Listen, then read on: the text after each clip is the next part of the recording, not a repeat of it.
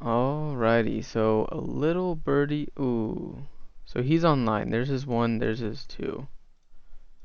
We're gonna try to be really, really quick about this.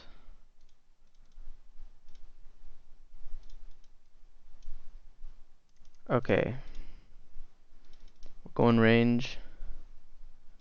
We're gonna speed it up as much as we can. So he is online. What I'm also gonna do here is send.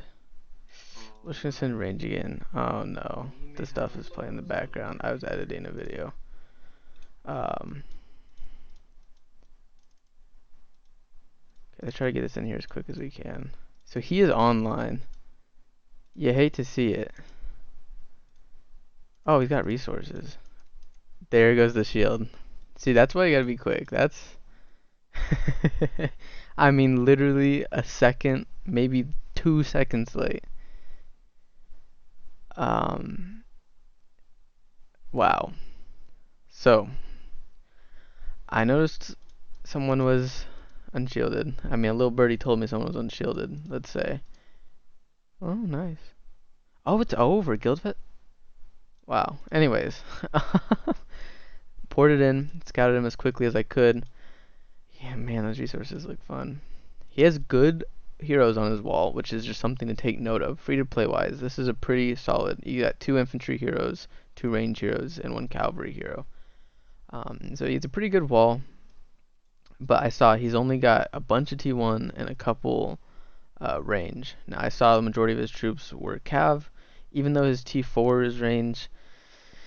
It just, if I hit with range, he has no infantry basically. Like 41,000 T1 infantry, that's it. If I hit with range, I won't be counted at all except for those 41,000 infantry. So I hit with range, smacked him around a tiny bit here. He was an infantry wedge, but again, doesn't do him too much.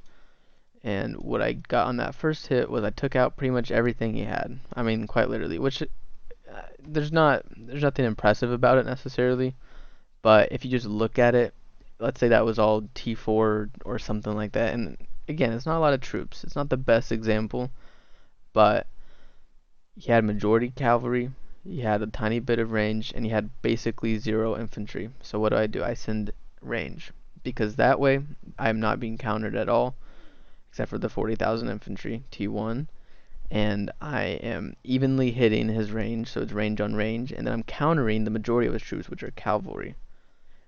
So that's the thought process behind that, and it worked. And then I also sent that follow-up leaderless march because I knew, oh, here we go, it's added. Okay. Um, I knew that he wouldn't have hardly any troops left. He's a small target. Even if I didn't wipe him out on the first hit, which I didn't, I just wanted to go and get as much damage as I could. You see here he put the fire off and healed. So he's recovering. He's probably not too happy about that, especially because he was monster hunting on his main account. But let's see, is that guy just? Well, he didn't. Anyways, that's kind of the thought process, and just something that I think I'm gonna cover a lot because I have dementia and I forget what I've already said, or maybe you haven't seen the other videos I've posted. But for range, you want to go cavalry wedge. For cavalry, when you send cavalry, you want to go range phalanx.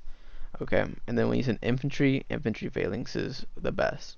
And now there are situations, I'll have to go more detailed about this in the future, but there's situations where you do want to change that up. So even if I'm going infantry, maybe infantry wedge would benefit me more.